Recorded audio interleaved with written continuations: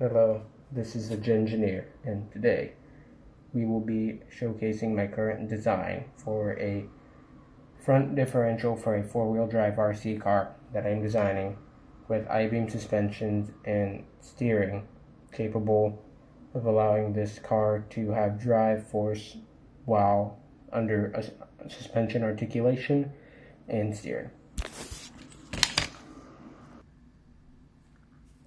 So as you can see here, I am in Tinkercad because I do not have access to things like Autodesk Inventor, which I do know how to use. I've used them before. Pretty nice to use, but I don't have, the funds for AutoCAD or any of that. So, as you can see here, we have the front differential. What should we start out with? First, I'll start out with the main subframe here. As you can see, it has these pins right here, and then as you can see here, it has slots which correspond with the hinges on the actual I-beams themselves. The I-beams being the control arms of the suspension. Control arm basically allows the suspension to be guided when it articulates. So for an example, if you see wishbones on a car, they work different, but the wishbones keep the wheel in its place while allowing the suspension to articulate in a very specific manner. I-beams is where the whole wheel assembly and all of that rotates around the actual hinge where it connects to the subframe or frame, depending on the vehicle. As you can see, this would be the point of rotation where this slot is, or this hole.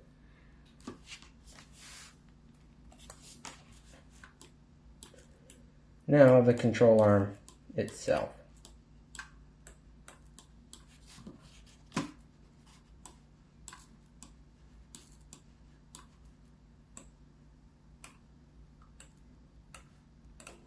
As you can see, simple control arm here, these being the 2 points where you attach the hinge to the subframe.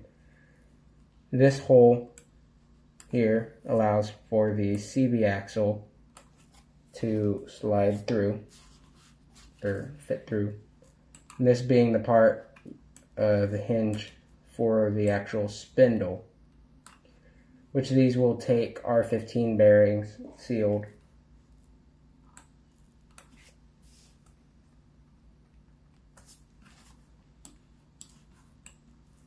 Now if I temporarily remove the wheel, we get to in here.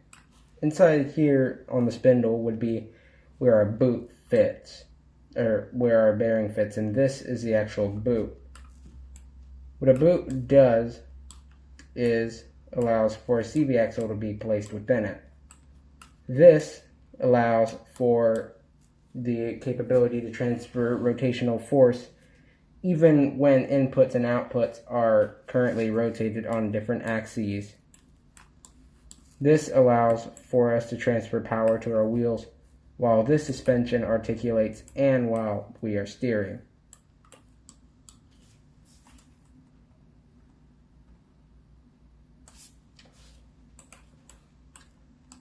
Then this is the central drive boot, which is seated within the front suspension subframe, as you can see. This boot will be driven to send rotational force to these CV axles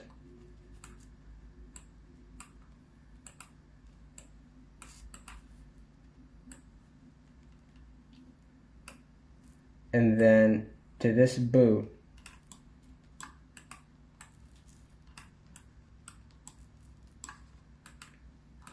to the wheel.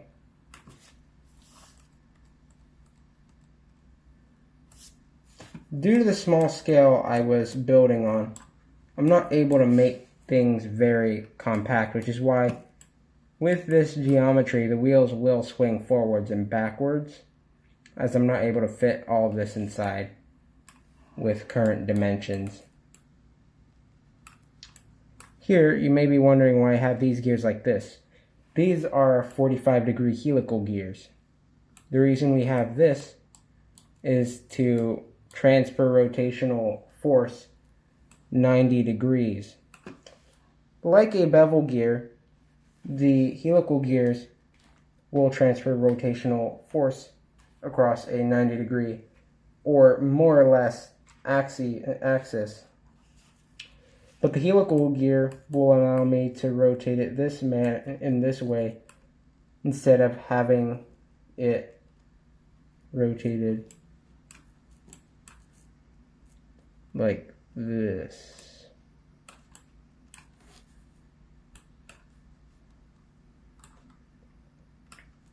Which will allow me to be able to make one single transfer case from the transmission of the RC car that has a shaft that will be able to go directly to this bevel gear.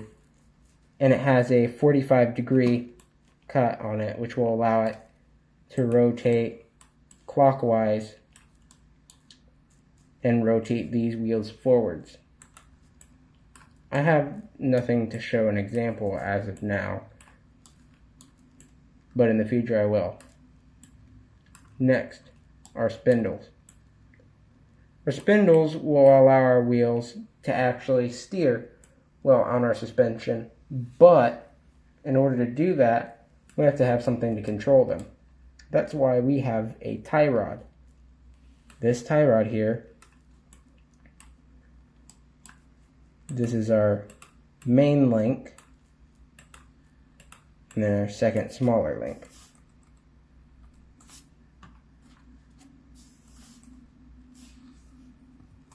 What the tie rod will allow us to do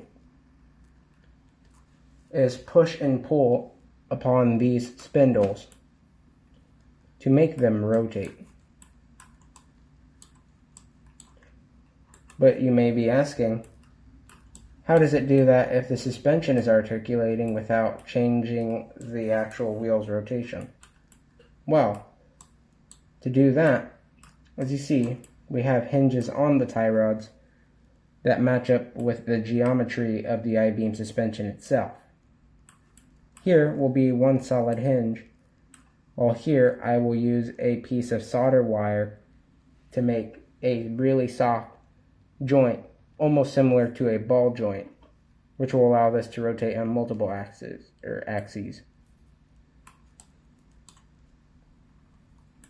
This, along with a few other things, will allow this tie rod to be able to swing with the same geometry of the suspension while still allowing us to steer.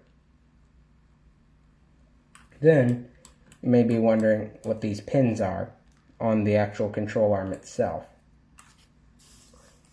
These pins are going to allow me to add a spring which will slide over and come around and attach here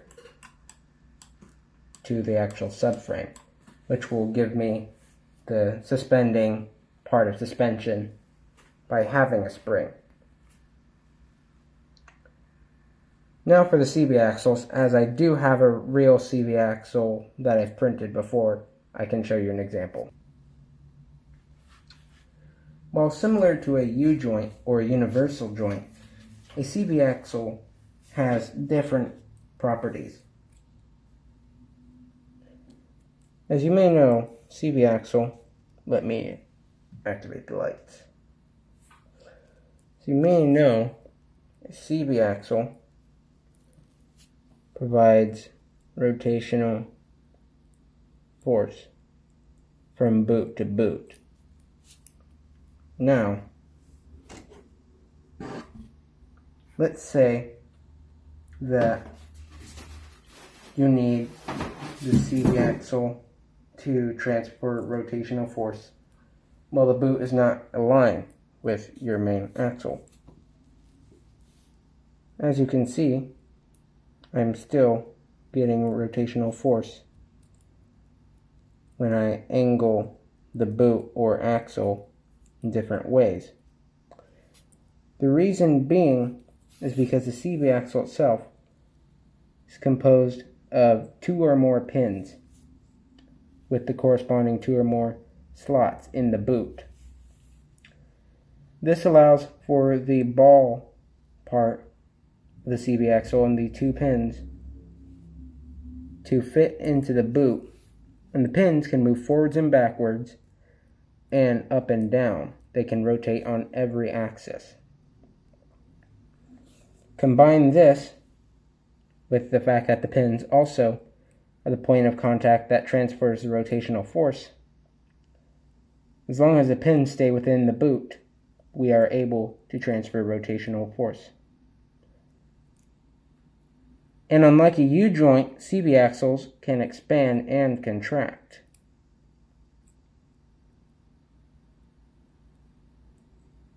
This is why they are more commonly used for drive axles nowadays.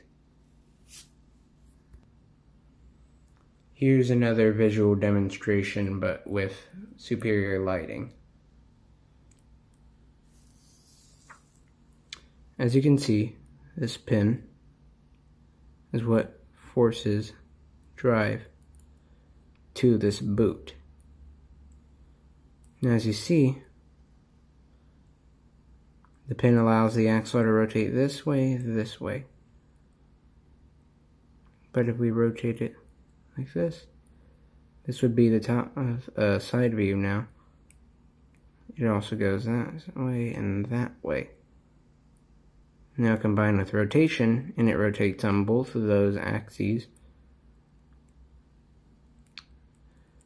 CV axle allows for rotation no matter how the boot and the axle are relative to each other. This is very useful in scenarios like if we have wishbone suspension or I-beam suspension, because let's say this end of the CV axle is connected to the drive boot, like on the I-beam suspension. When the suspension articulates, then this will rotate like that.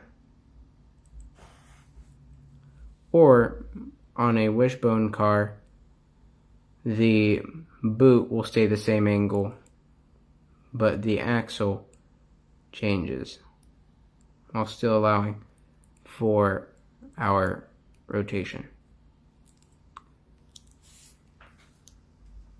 Well, that's quite the thing. Now, I will continue designing and bring updates to any of my later advancements on my design. Goodbye. But don't forget to like and subscribe.